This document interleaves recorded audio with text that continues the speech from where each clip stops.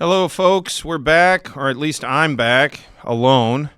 I must apologize for the people that have come over to this channel, and I really appreciate your patience. We've been doing a lot of stuff going on in my life personally. I went back to the U.S. for a while. You probably didn't notice that from the content coming out on Integrity Legal.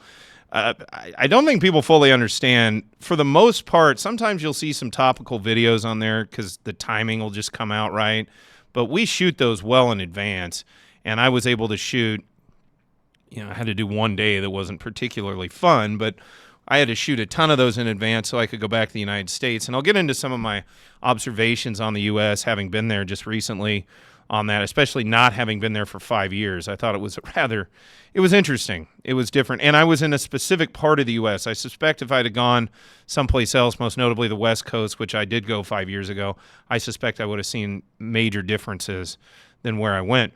A couple of housekeeping things, though, here. If you haven't noticed, we've got our beautiful curtains and things, and I got new mics up. So we've turned what was my little cave here, home office, if you will, into basically a podcasting studio now.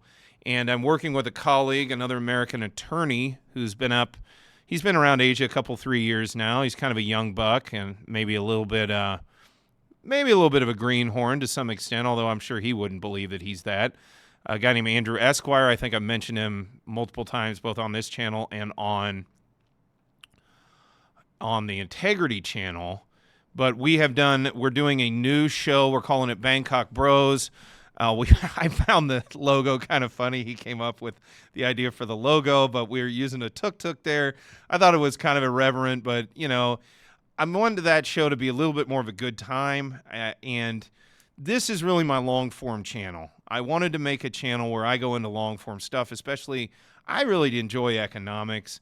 I am working on courses that I will be selling, and I think the first one I'm going to do is going to be just an overview of all things related to marriage and divorce in Thailand, because I think that's something I don't get consulted on it as often as I probably should. And I think a lot of it is because nobody really wants to consult somebody on those topics. It's kind of, especially with men, I think that people kind of go, I don't really need this. And I totally get it. But I think I'm going to do a long form, probably be about an hour and a half. I haven't decided what I'm going to sell it for. But just going into the ins and outs, the rigmarole associated with getting married, and things to watch out for, perils, pitfalls, especially a lot of older guys. Oftentimes they're going to be entering into their second or maybe even third marriage, and it's just a lot of things to think about. Prenuptial agreements are going to come up in that context, what to expect in a divorce in Thailand, jurisdictional issues across multi-jurisdictions and how that can play in, and even some estate planning may go into that. So stay tuned. I'll let you know when that's going to go up. Again, that's going to be a paid video. As I said in my first video, I think I alienated a few people. I said, if you're good at something, never do it for free.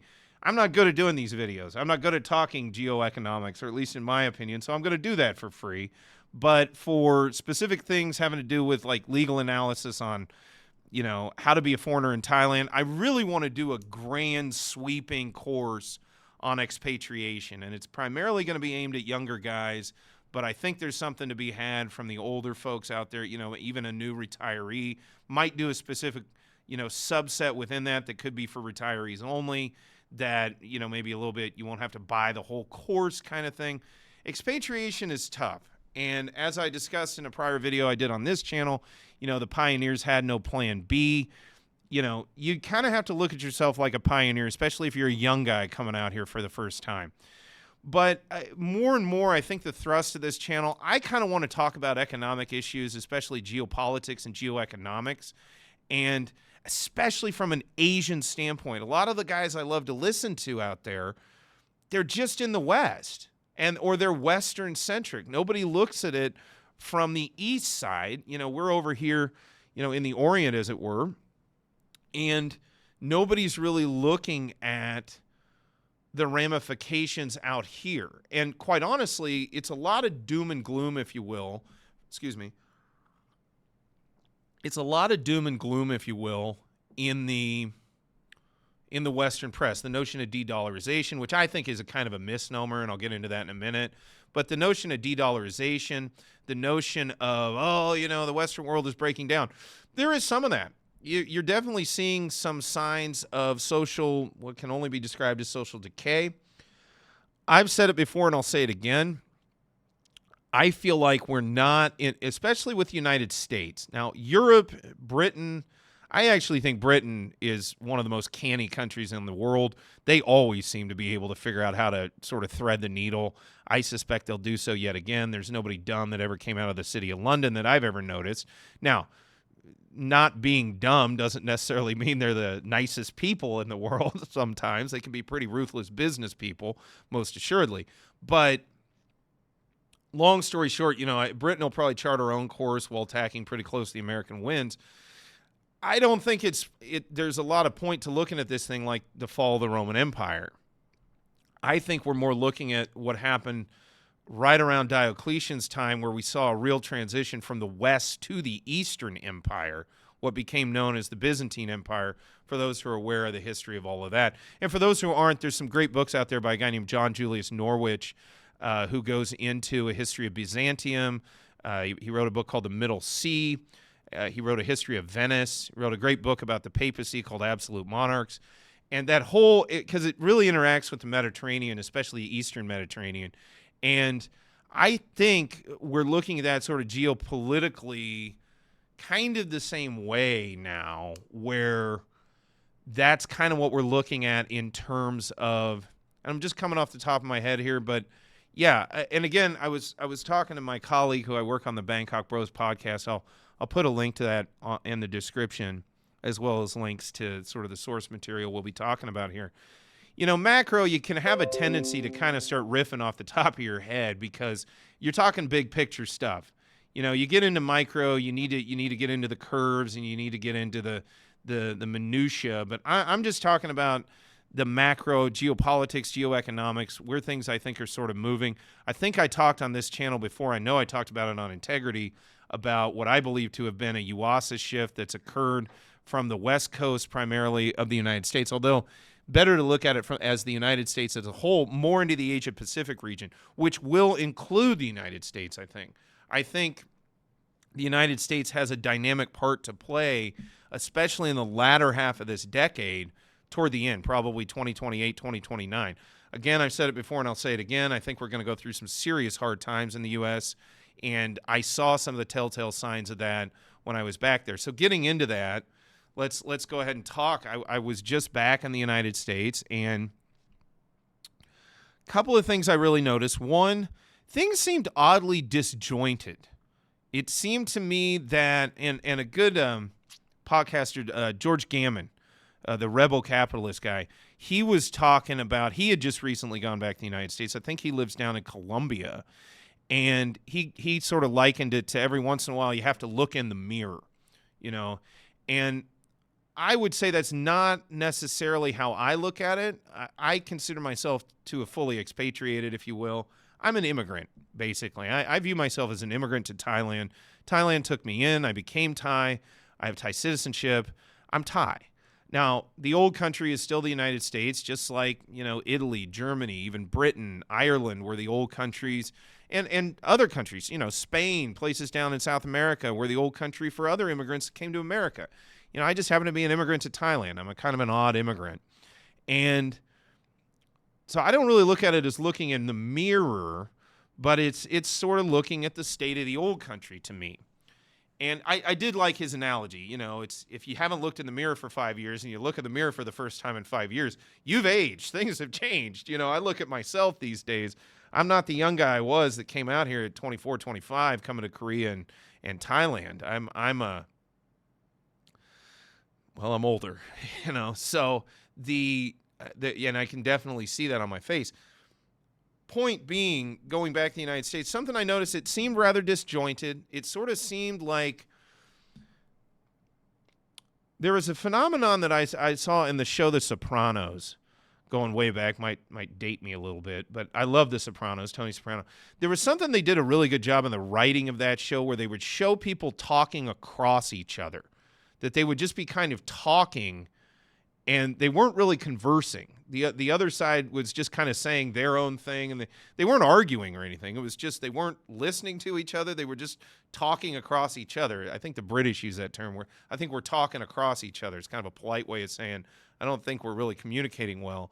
And I noticed that a lot, that even with people that I've known, and they're just kind of saying their piece, and I'm sort of saying what I'm saying, and nobody's really listening to, processing, and then like responding.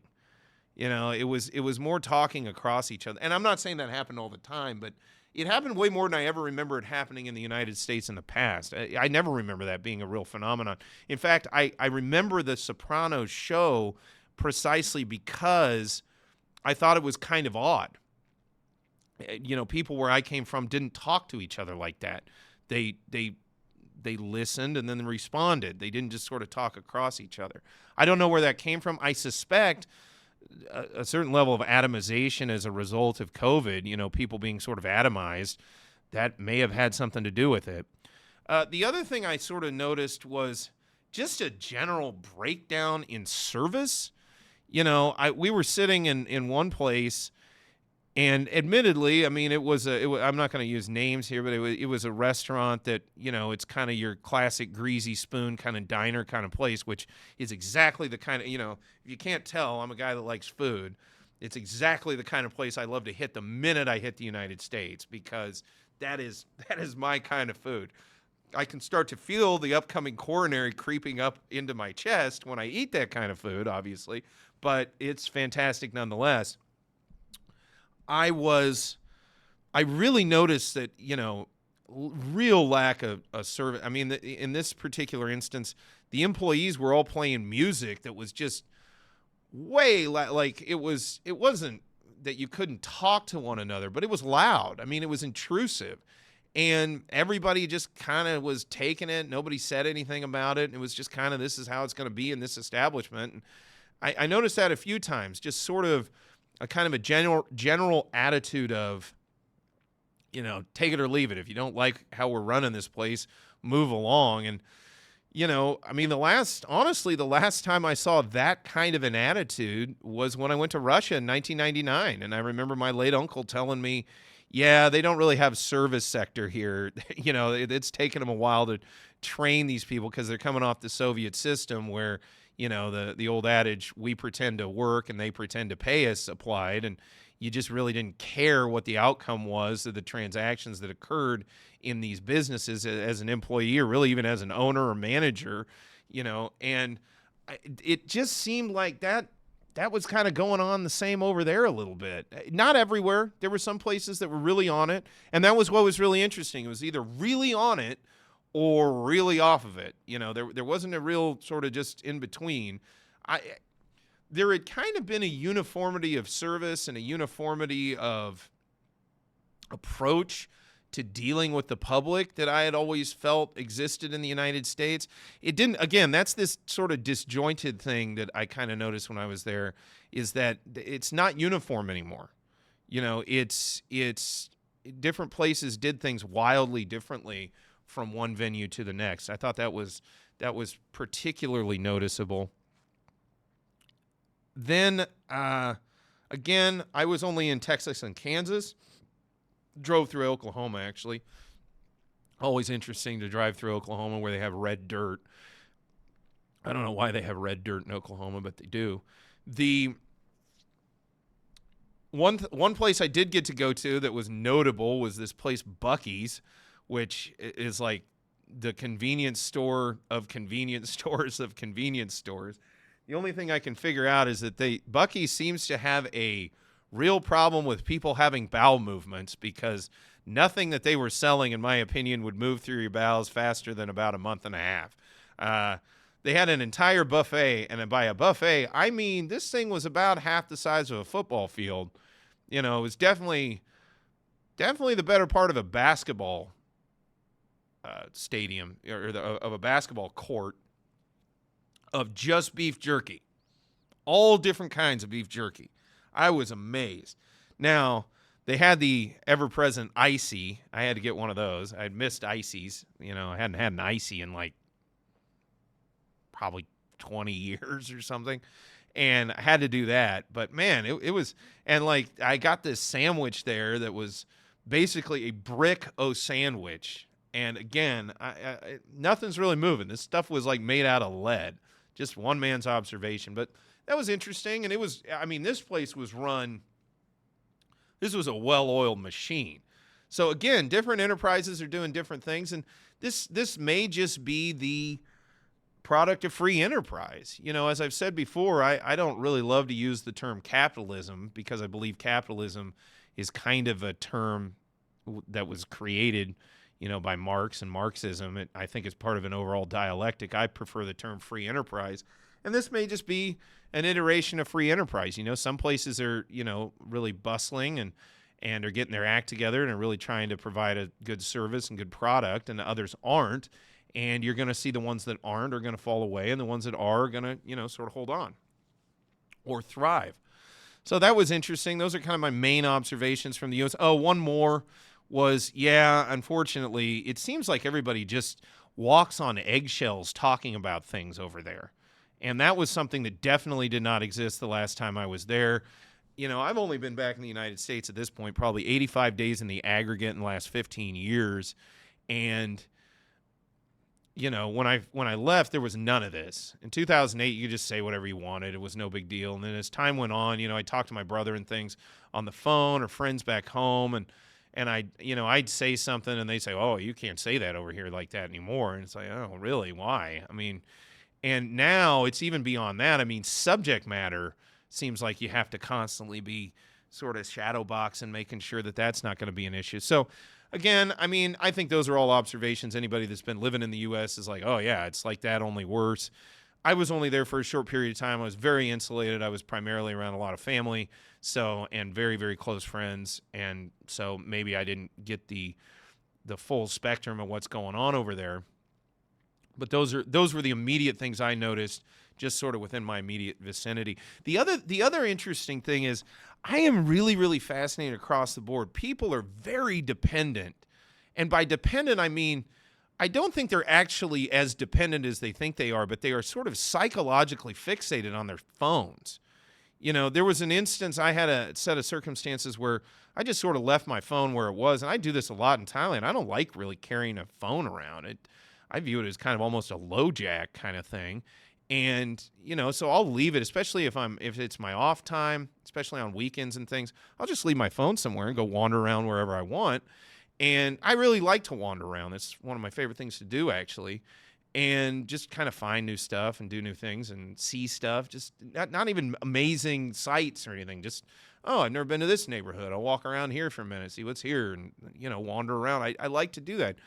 And, yeah, but there was an incident where I wandered off, if you will, and didn't have a phone. And, I mean, people were freaking out. It's like, hey, you know, do you really think I can't handle myself? I've been in Southeast Asia for 15 years. I went to Korea when I was in my early 20s and just kind of wandered around, made it work. I think I can handle Houston or Wichita without a phone for a couple hours. It's no big deal. In any event, you know, I can't speak to... those are just some observations that I saw. So getting into what I kind of really wanted to talk about, because again, we've talked a lot about geoeconomics, and I want to keep going in that vein. And the term de-dollarization, I don't like it because I don't think it's accurate. And let me be clear of what I mean here. I think we're going through a major transition where the dollar is going to be used far less in transactions than it has been in the past in various ways. Energy transactions, major industrial enterprises and things, especially on the Eurasian landmass.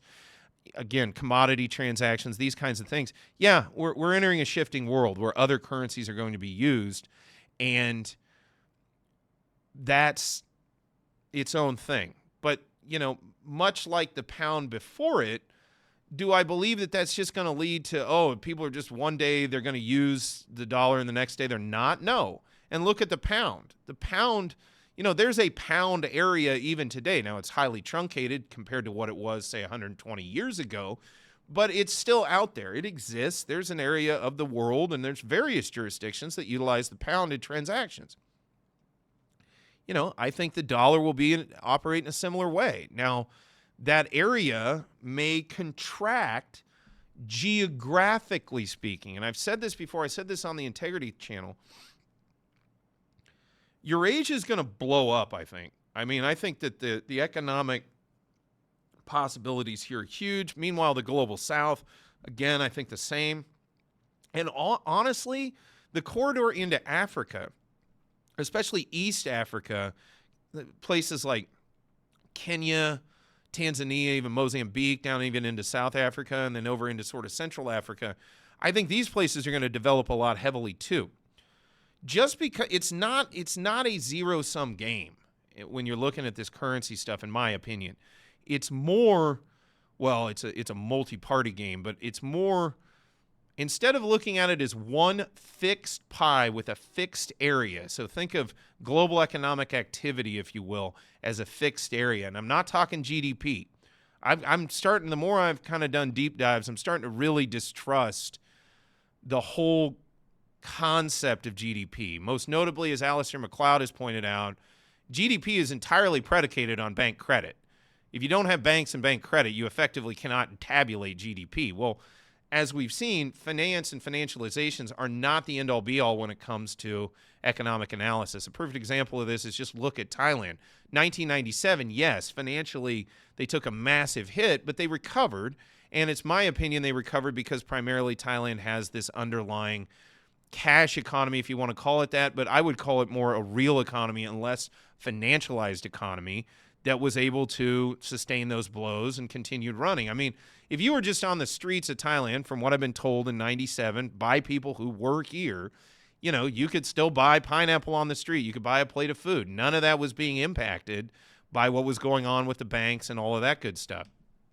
Now, I'm not naive. Over time, yes, the sort of financial economy can go ahead and have impacts on the real economy. That's certainly true.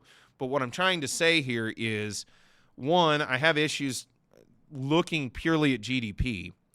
And two, going back to what I was originally talking about, I don't think it's wise to look at this as just one pie with a set area, if you will, that different countries get different pieces of that pie in terms of their currency area, if you want to look at it like that, in terms of the economic activities that are being denominated in that currency. I think as time goes on, the area, if you will, of the pie, and by area, what we're really looking at here is overall economic activity, that area, that pie will get bigger. And the pieces of that pie, you know, for example, the United States' economic activity, you know, the economic activity denominated and transacted in dollars could remain largely the same as it currently is. And then meanwhile, Eurasia explodes in terms of economic activity. One getting bigger than the other does not necessarily mean it hurts the other one. You know, it just because China's economy might explode and has exploded, especially the last 15 years, does not mean that that hurts the U.S. economy per se or results in the U.S. economy having less dominance in the world. Now, as they get bigger, yeah, okay, we might not be the biggest economy or the most robust economy, but we might hold our own. We might stay as we are in terms of the United States economy. This could happen, I think, in terms of currency as well, although it's hard to say, and I'm going to get into some stuff here, especially Jim Rickards. He seems to think that perhaps that may not be the case. I want to go ahead, though, and talk first. Well, let's talk money. I'll go ahead, and I'm going to put this. I found this on Zero Hedge, but it was originally via Jim Rickards on the dailyreckoning.com. The article is titled "The Biggest Monetary Shock in 52 Years." So, excuse me.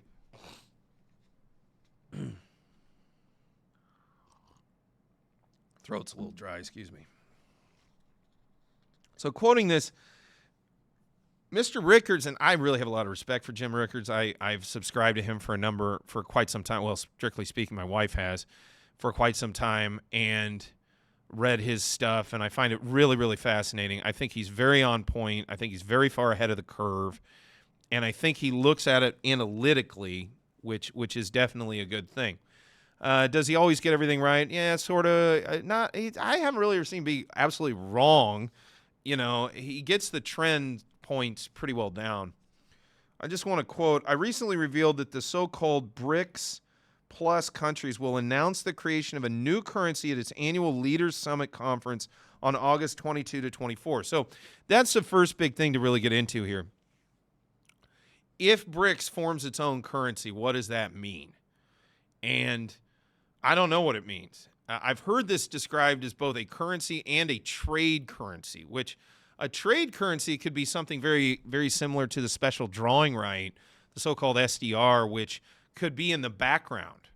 You know, we could see a situation where they create this BRICS currency framework wherein the participating countries may move goods and services around in terms of their own national currency, but in the background have this BRICS currency as a trade currency. So these national currencies operate, I don't know how you'd put it, sort of the way the SDR operates vis-a-vis the currencies that make it up, wherein they operate, it's like it's another currency, but it's not another currency that people can actually use on the street level. It's a currency that national currencies may be pegged against or may operate on a floating exchange rate relative to the BRICS currency, but it may not be something, you know, there may not be BRICS notes. In fact, I doubt there would be. I think it'll be some kind of ledger function. So that's to start off. We don't exactly know. Is it a trade currency? Is it going to be like a real currency? Hard to say. As Rickards has pointed out before, you need a highly liquid bond market to get a really effective currency. And where does that come from? It's a good question. Quoting further, one difficulty in considering the impact of the new BRICS currency on the dollar is that all dollar indexes compare currency to currency. But that's meaningless since the dollar, euro, and sterling could all suffer from a loss of confidence at the same time. So, and going up one more line here. It appears likely that the new BRICS plus currency will be linked to a weight of gold. So that's the thing to keep in mind, linked to a weight of gold. Then again, quoting further, one difficulty in considering the impact of the new BRICS currency on the dollar is that all dollar indexes compare currency to currency. But that's meaningless since the dollar, euro, and sterling could all suffer from a loss of confidence at the same time. So let's go into some history here. Let's get into Bretton Woods. Bretton Woods was really fascinating insofar as what they did at Bretton Woods was they had no choice. The dollar had to be the world reserve because we were the last man standing. The United States was the last man standing. And the rest of the world's economies were either not developed hardly at all or were absolutely decimated. And I mean literally decimated by the events of World War II. I mean, they were bombed out. You know, they were a tenth of what they were going into the war. That's not a major underestimation. Even the UK, which won the war, was heavily, heavily destroyed. I mean, their manufacturing centers, you know, were destroyed. They were bombed out. You know, there were some places that came out better and worse. Thailand's a pretty good example. You know, came out relatively well compared to especially other places in the region when they came out of the Second World War comparatively. But when they came up with Bretton Woods, what did they do? They took the dollar and linked the dollar to gold. And then they linked every other currency to the dollar. Okay.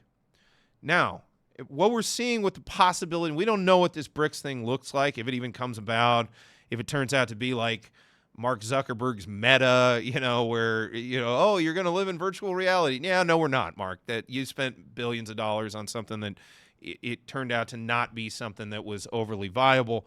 You know, this BRICS thing could turn out to not be overly viable. That said, I don't think any of the people involved in this are particularly dumb, and the economies at issue are pretty robust right now compared to other economies around the world, and their future trajectory, in my opinion, looks like it's set to go higher, not lower. So leaving that aside, that, you know, I don't think anybody's dumb here. I don't think this is something they're going to roll out, you know, and it's going to be the Zune of currency. You know, it just comes out and it just falls flat.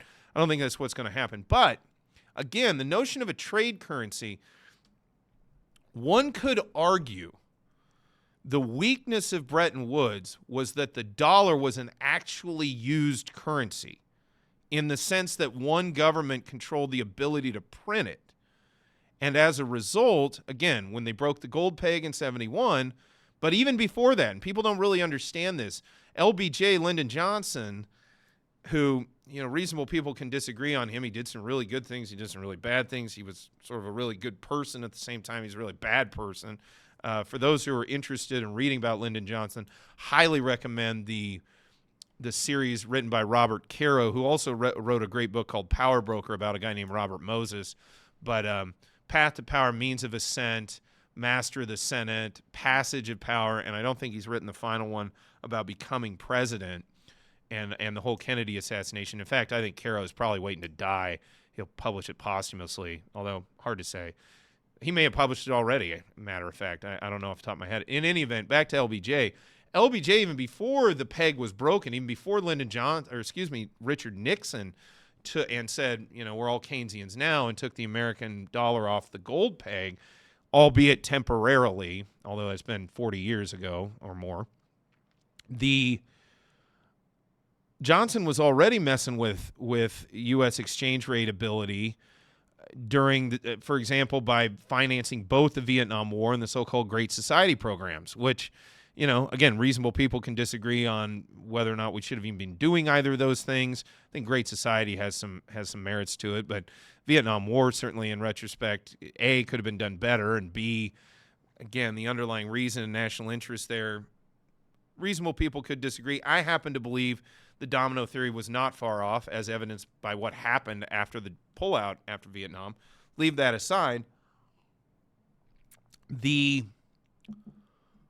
point I'm trying to make is that we were already seeing manipulations in the dollar relationship to gold and then other currencies. For example, France sending a battleship into the American harbor to pick up their gold because they were saying, hey, we want our gold back. You guys are spending a lot of money. We can't figure out where it's all coming from. We're starting to think you're just printing it. And again, the difference here being what if we do see a trade currency with the BRICS, presumably that phenomenon may not be able to happen, or there would be mechanisms in place which would forestall or mitigate the ability to do that, to just print. And to print what is effectively the singular reserve currency. So what do I mean when I say this? Let's say BRICS Plus introduces a gold-backed instrument. It's used as a trade currency amongst their bloc. And presumably that bloc would be what we know now as the BRICS nations.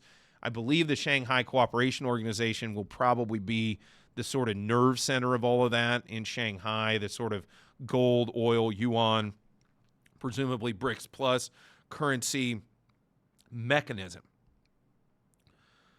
In the case of the Bretton Woods situation, the dollar was linked to gold, but the United States could print dollars. They had the ability to do that.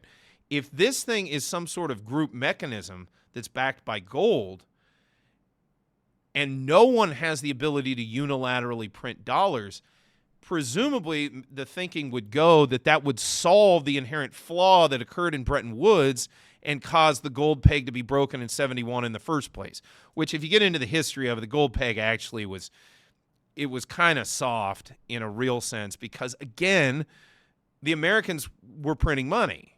I mean, and that's what happens. Politicians do not like to say no to voters. They don't like to cut benefits. What they like to do is kick the can down the road, either through debt or money printing.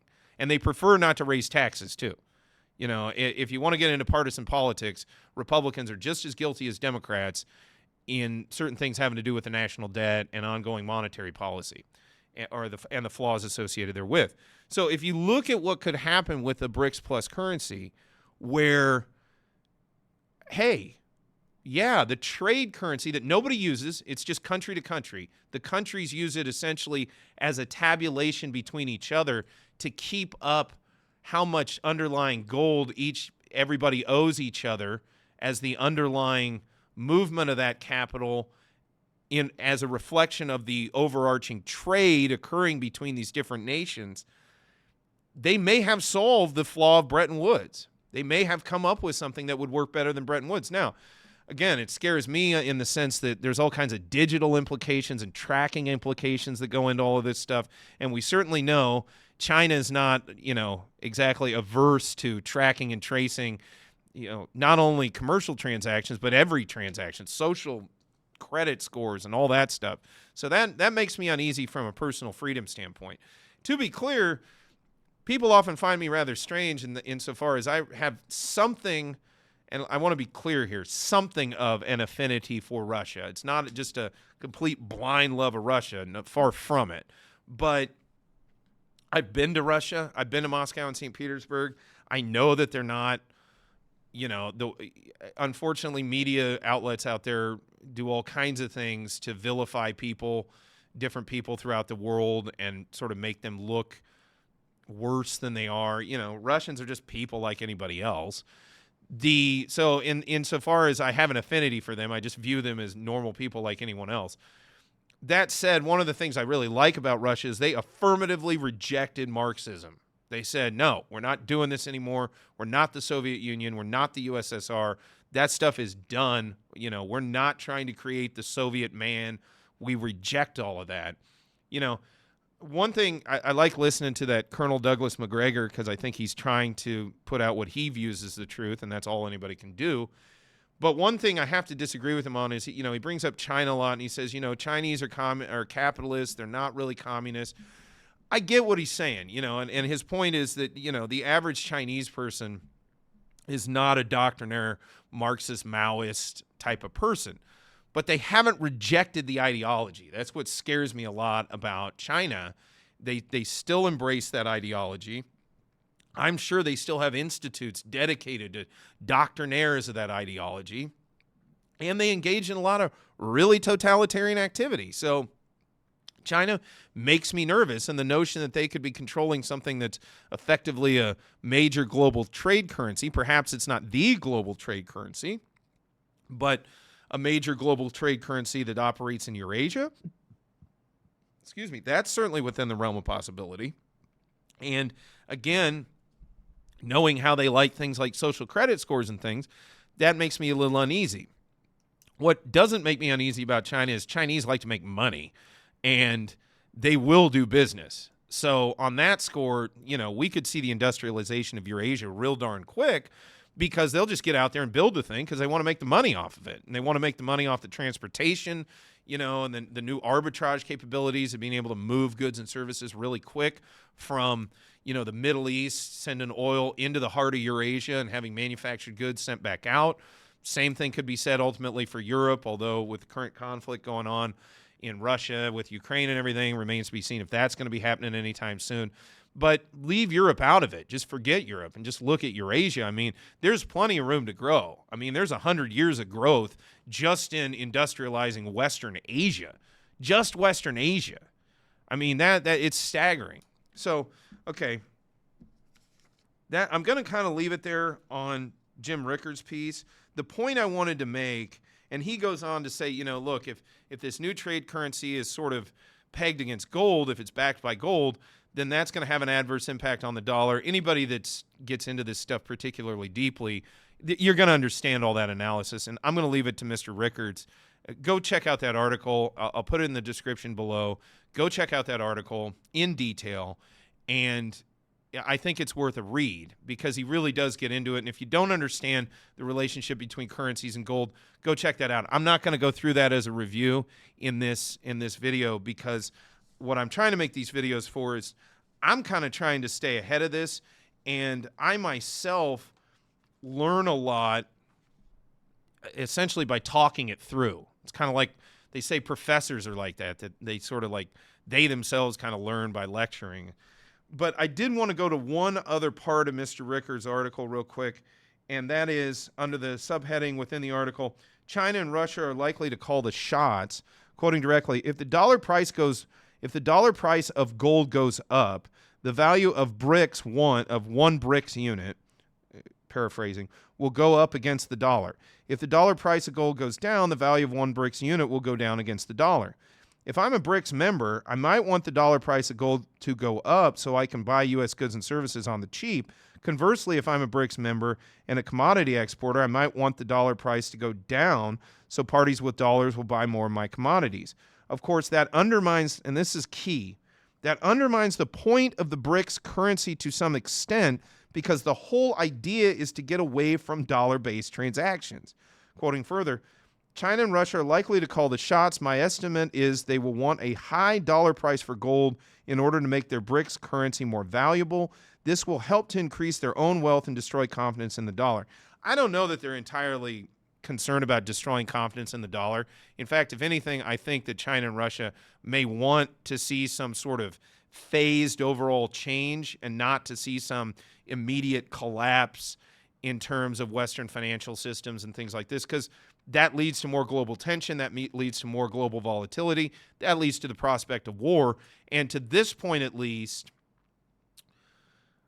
it looks to me like that's more war is not particularly what they're looking for or going for. Now, I could be wrong on that, but it doesn't look like that to me. One man's opinion.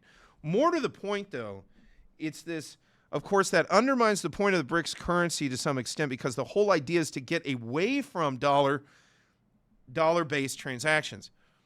As I discussed in, I think it was on this channel, another video, I believe it was Putin came out some time ago and said this is long before all the hostilities and things. Putin had said the dollar is too thin, effectively. It's not a resilient enough basis, platform, if you will, for the entire global system to rely upon. And we saw this a lot with liquidity problems. And we'll see this a lot in the shadow banking system, where they have to pump in money in order to keep the entire system afloat, because you run out of liquidity. And what do you need liquidity for? You need liquidity to pay back dollar-based loans.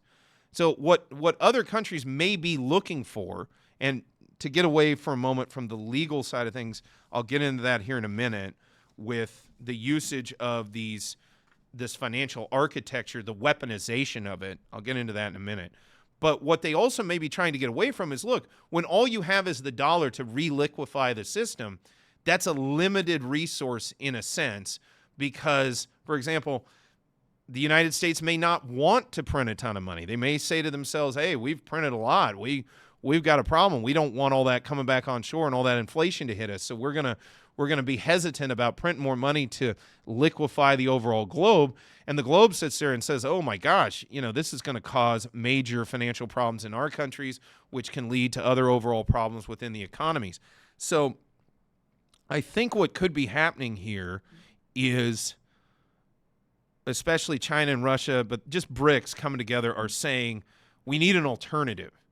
And what they're also saying is, I think they're not trying to upend Bretton Woods. What they may be trying to do is perfect it, where the problem in Bretton Woods is that the reserve currency was simultaneously a spending currency, what I'll call a spending currency. A nation and people could use it on the street. A trade currency could be set up in such a way that that component isn't there, which mitigates the temptation to just print it willy-nilly. Rather, it would be used, presumably, as simply a mechanism of accounting for how much gold is owed between these different parties. And if that is the case, that sounds to me like what Bretton Woods was designed to do in the first place. It's just they had to use the dollar at the time because that was the dominant currency. There was really no choice. I mean, the United States was basically 90% of the world's economy in like 1947. It was just staggering. Now, that changed very quickly. Germany, for example, Japan, they came off of the war and just became economic powerhouses very, very quickly. Other nations followed behind, including places like France. Even Britain began to revive going into the 80s. These things changed and resulted in major changes to the overall relative components of the global economy.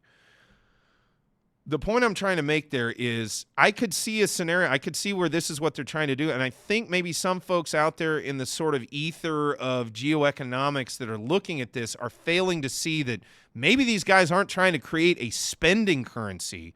They're trying to create, Keynes called it a bancor, and maybe that's what they're going for. Bancor was spelled B-A-N-C-O-R, where, again, they've likened that to the SDR, although it's never really worked because, again, primarily the U.S., but many other countries, they didn't kind of want to cede, quote-unquote, sovereignty with regard to their national currency. what may be happening here has nothing to do with the cessation of national sovereignty.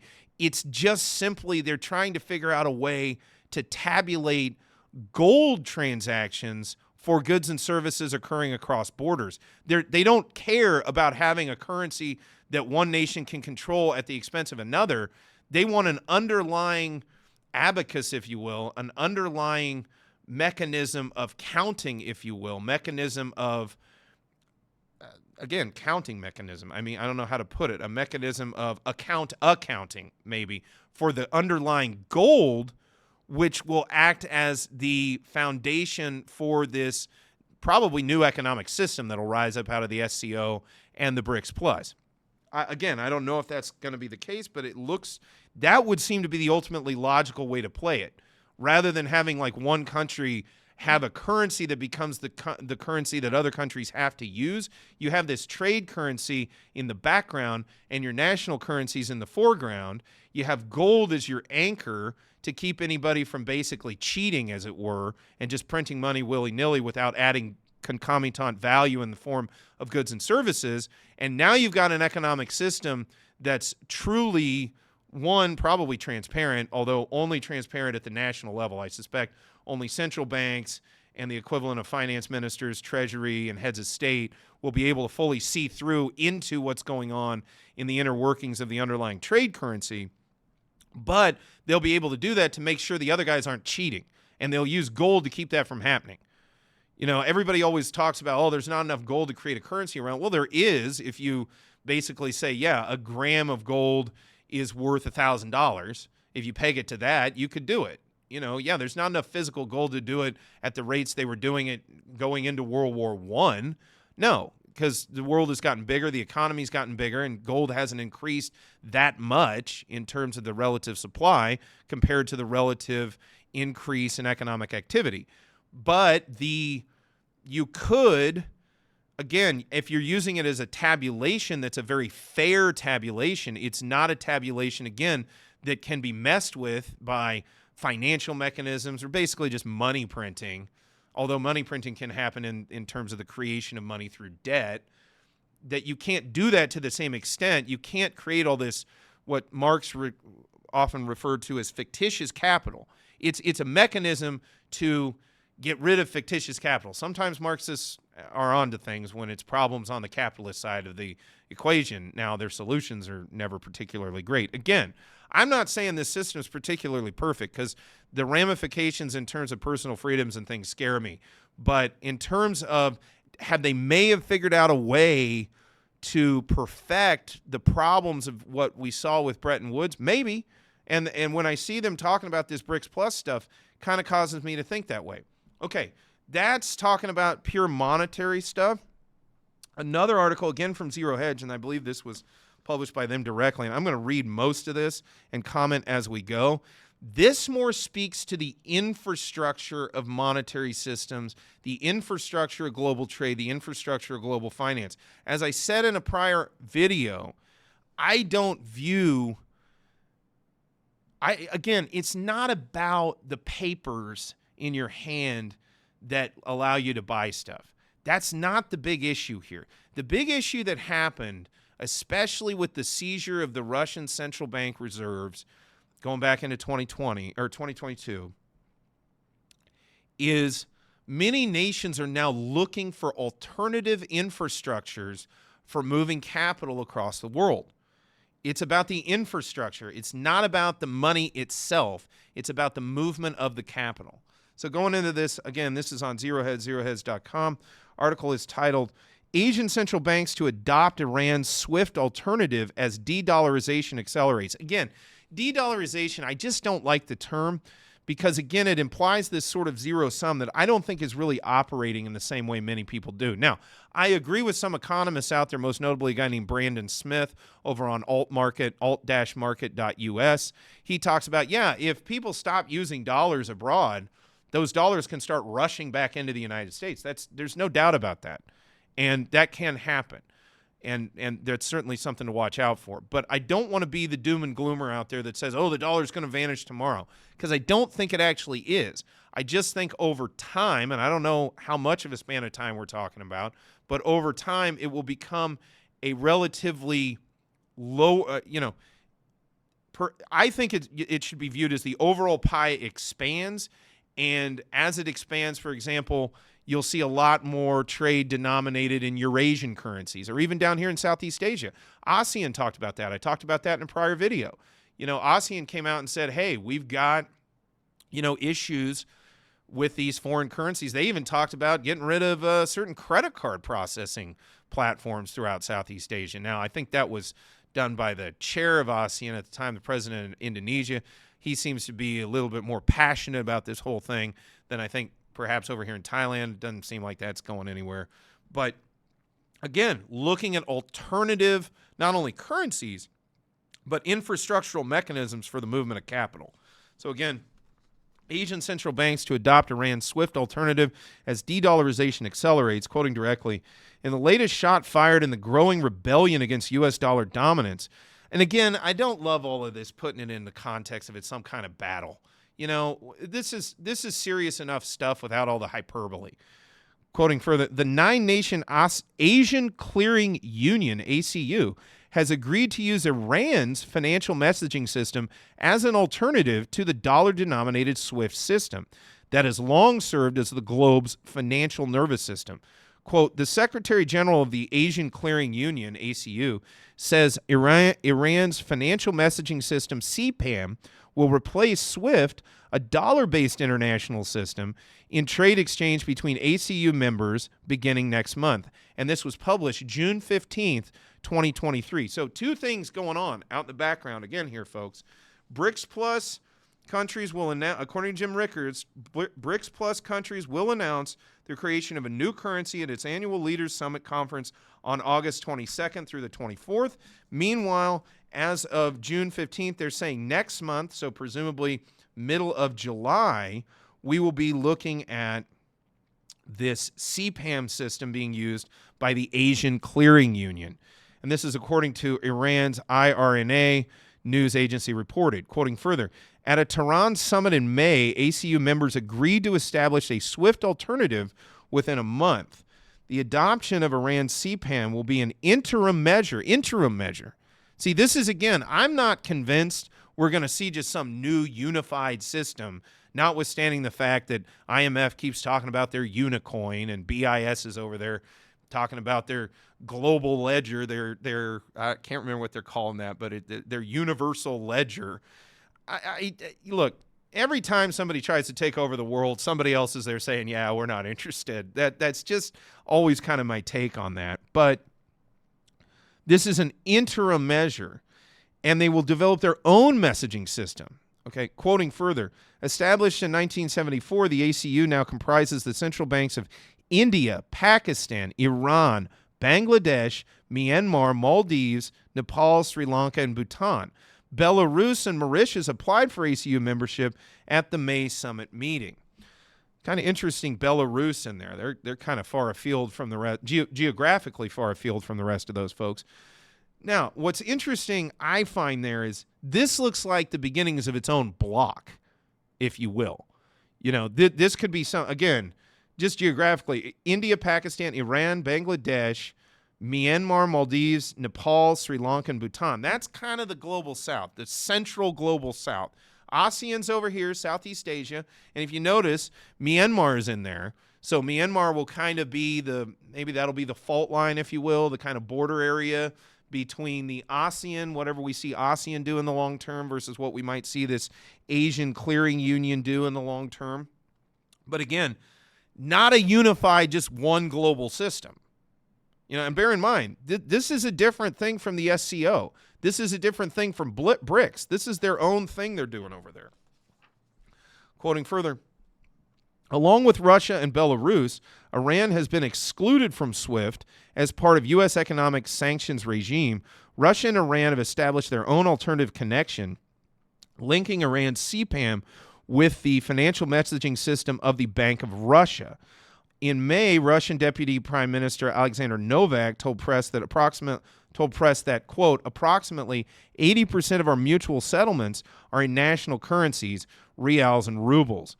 So, again, it's regionalizing, and it's going into these national currencies. We're not seeing this like one unified currency. Although, as I said before, one of these trade currencies, or the notion of even the SDR, could operate in the background with these national currencies operating in the foreground through these sort of regional blocks that are these sort of financial, what's the right word? I think of them as like railroads, like financial rail centers, these financial nodes, major nodes on the board. It might be the right way to look at it. Quoting further, the broad de-dollarization trend is the inevitable result of the U.S. government's knee-jerk use of economic warfare to punish countries that resist its agenda. Yeah, as much as I always like to stay, positive about old Uncle Sam, that's a hard one to dispute, and it's one that I think that as Americans across the board, this is bipartisan, I think we really should have been rethinking, much like the so-called exorbitant privilege. I think de Gaulle said that about the U.S. dollar. Americans had the exorbitant privilege that they controlled the reserve currency. By having that control, we also weirdly had the exorbitant privilege of not having to actually engage in conflict to be in conflict with people. And what I mean to say is we could weaponize these financial instruments and these financial infrastructures in such a way that we could kind of get people to do what we wanted without having to actually conflict with them, and I'm not saying it would have been better that we send in the Marines and go to war with people, but when you actually have to engage diplomatically and say, look, there needs to be a give and take, or you have to say, look, we're going to have a conflict over this, that means that has different ramifications for your domestic population. Maybe they don't want to go to war. Maybe they don't want the taxes associated with war. Maybe they don't want the taxes associated with conflict. Maybe they don't want the give and take of whatever it is that the central government thinks is a good idea. Maybe the average person doesn't think that's such a great idea.